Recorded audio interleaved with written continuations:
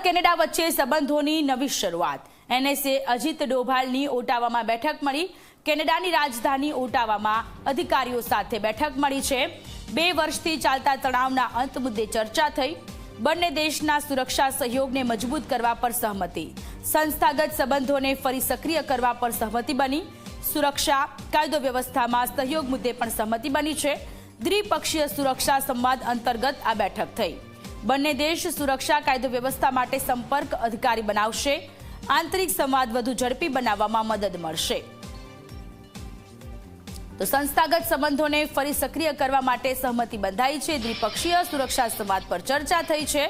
Bharat Canada વચ્ચે સંબંધોની નવી શરૂઆત।